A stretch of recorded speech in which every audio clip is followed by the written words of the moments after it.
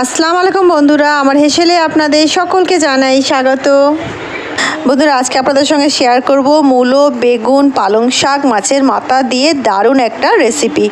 আর খুবই টেস্টি, একদম মাখা মাখা একটা চচ্চড়ি করবো বন্ধুরা। এটা দিয়ে কিন্তু এক থালা ভাত অনায়াসে খেয়ে ফেলতে পারবেন, এতটাই টেস্টি হবে। একেবারে ঘরোয়া রান্না বন্ধুরা করব আজকে, আর খুবই ঝটপট কিন্তু রান্নাটা হয়ে যাবে। আর রেসিপিটি কিন্তু দারুণ হতে চলেছে, তো অবশ্যই আপনাদের কাছে অনুরোধ রইল রেসিপিটি পুরো দেখার জন্য। আর রেসিপিটি যদি ভালো লেগে থাকে অবশ্যই আমার চ্যানেলকে লাইক, শেয়ার, সাবস্ক্রাইব করে আমার সঙ্গে থাকবেন। তো সময় নষ্ট না করে চলুন রেসিপিটি শুরু করা যাক। তো বন্ধুরা, সবার প্রথমে নুন হলুদ মাখিয়ে মাছের মাথাটাকে ভালো করে ভেজে নিতে হবে। তো আমি রান্নাটা করছি সর্ষের তেলে, আর মাছের মাথাটা নুন হলুদ মাখিয়ে রেখেছিলাম, সেটাকে শুধু ভাজা করে তুলে নেব। তো বন্ধুরা দেখুন, মাছের মাথাটা কিন্তু সুন্দর করে ভাজা করে নিয়েছি, এটাকে তুলে নিচ্ছি। এর মধ্যে যেন কাঁচা কাঁচা ভাব না থাকে, কিন্তু সুন্দর করে মাছের মাথাটা ভাজা করতে হবে, নাহলে কিন্তু রান্নাটার মধ্যে একটা মাছের আস্তে একটা গন্ধ থাকবে। তো সেই কারণে কিন্তু মাছের মাথাটা খুব ভালো করে ভাজা করে নিতে হবে।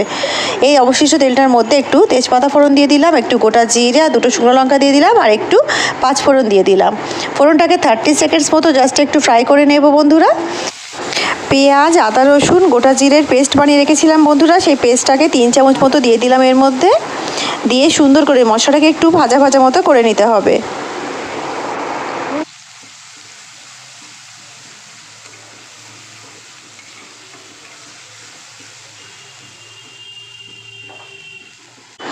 দিয়ে দিচ্ছি স্বাদ মতো লবণ, অল্প একটু হলুদ গুঁড়ো দিচ্ছি, আর দিচ্ছি অল্প একটু লঙ্কার গুঁড়ো। এর মধ্যে কোনো আমি কাশ্মীরি লঙ্কা ইউজ করছি না, নর্মাল যে লঙ্কাটা আমরা ইউজ করি ঝাল লঙ্কা, সেটাই কিন্তু ইউজ করছি। তো আপনারা ঝালটা যেমন পরিমাণে পছন্দ করেন সেই পরিমাণে দেবেন বন্ধুরা। খুব বেশি কিন্তু ঝাল দিলে এটা ভালো লাগবে না, যেহেতু এতে কাঁচা লঙ্কা আমি ব্যবহার করব, সেই কারণে কিন্তু আমি গুঁড়ো লঙ্কার ঝালটা এতে কমই দিলাম। আপনারা চাইলে কিন্তু গুঁড়ো লঙ্কাটাকে স্কিপ করতে পারেন, এটাকে নাও দিতে পারেন। মশলাটা কিন্তু দেখুন বেশ ভাজা ভাজা হয়ে এসছে। এইবারে দিয়ে দেব সেদ্ধ করে রাখা মূলো আর আলু। আলু আর মূলোটাকে এই কারণে একটু সেদ্ধ করে নিয়েছিলাম, কারণ এটা সেদ্ধ হতে একটু বেশি টাইম লাগে, মূলো সেদ্ধ হতে কিন্তু অনেকক্ষণ টাইম লাগে। সেই কারণে কিন্তু সেদ্ধ করে রাখলে আগে থেকে সেটা কিন্তু রান্না করতে খুবই তাড়াতাড়ি হয়ে যায়। সেই কারণে এটাকে আমি আগে থেকে সেদ্ধ করে নিয়েছিলাম। এটাকে মশলার সাথে সুন্দর করে কষিয়ে নিলাম, তারপর এর মধ্যে দিয়ে দিচ্ছি কেটে রাখা বেগুন। সুন্দর একটা মাকড়া বেগুন নিয়েছিলাম, সেই বেগুনটাকে দিয়ে দিলাম কেটে এর মধ্যে, আর একটু মটরশুঁটি দিয়ে দিলাম। দিয়ে মশলাটাকে একটু মাখো মাখো করে হালকাভাবে একটু নাড়াচাড়া করে নেব। হালকাভাবে নাড়াচাড়া করে নিয়ে এটাকে কিন্তু আমরা 2-4 মিনিটের জন্য একটু ঢেকে দেবো, যাতে তরকারিটা একটু মজে যায়। তো দেখুন 3-4 মিনিট মতো ঢেকে রেখেছিলাম। এটাকে একটু আবারও নাড়িয়ে নেব, একবার একটু মিশিয়ে নেব ভালো করে মশলার সাথে। আর গ্যাসের ফ্লেমটা কিন্তু আমি এই সময় মিডিয়াম রেখেছি বন্ধুরা।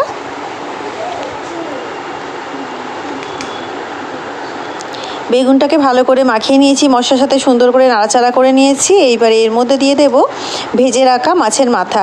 তো মাছের মাথাটা কিন্তু ভেঙে ভেঙে দিচ্ছি হাত দিয়ে আমি, যাতে এটা মেশাতে সুবিধা হয়, সেই কারণে আমি হাত দিয়ে কিন্তু ভেঙে ভেঙে দিচ্ছি। তো আপনারা চাইলে গোটা দিয়ে খুন্তির সাহায্যেও ভেঙে নিতে পারেন, বা হাত দিয়ে এরকম ভেঙে ভেঙে দিতে পারেন, অথবা ভাজার সময়তেও কিন্তু ভেঙে নিতে পারেন।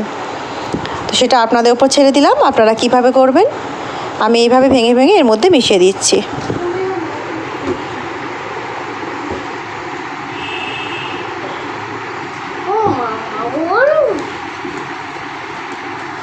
এটাকে দিয়ে সুন্দর করে একটু নাড়াচাড়া করে নেব, যাতে মাছের মাথাটা সুন্দরভাবে তরকারির সঙ্গে মিশে যায়। ওপর থেকে দিয়ে দিচ্ছি ধুয়ে রাখা পালং শাক।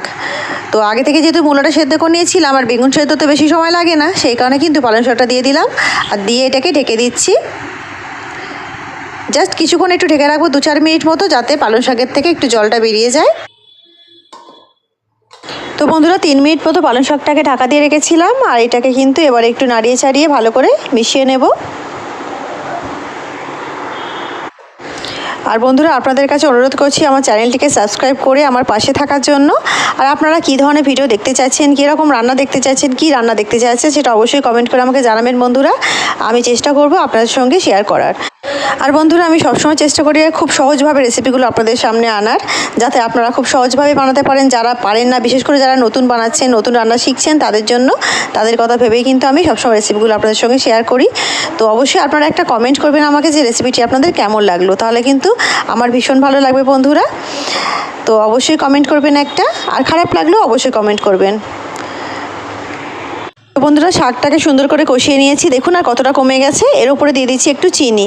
তো অবশ্যই কিন্তু এই শাক বা যে কোনো মানে সবজির মধ্যে একটু চিনি দিলে কিন্তু সবজির টেস্টটা অনেকটাই বেড়ে যায়। তো আমি তো ভীষণ পছন্দ করি, আপনারা যদি পছন্দ না করেন তাহলে কিন্তু স্কিপও করতে পারেন, তবে চিনিটা দিলে কিন্তু তরকারির টেস্টটা অনেকটা বেড়ে যাবে। তো এটাকে একটু ঢেকে দিয়েছি বন্ধুরা।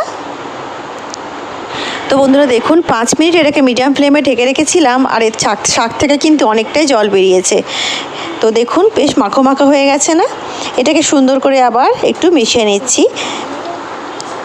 এই সবজিটা যতটাই মাখো মাখো হবে ততটা কিন্তু এর টেস্টটা মানে বেড়ে যাবে। তো অবশ্যই ভালো করে সুন্দর করে কিন্তু সবজিগুলোকে এইভাবে মিশিয়ে নেবেন বন্ধুরা। হাত দিয়ে বেশি ঘেটে দেওয়ার দরকার নেই, এটাকে অটোমেটিক্যালি মেশাতে মেশাতেই কিন্তু একটা মাখো মাখো সবজি হয়ে যাবে, আর খুবই অসাধারণ টেস্ট হবে। আর যেহেতু মাছের মাথা দিয়েছি তার জন্য কিন্তু এর টেস্টটা অনেকটা গুণেই বেড়ে যাবে।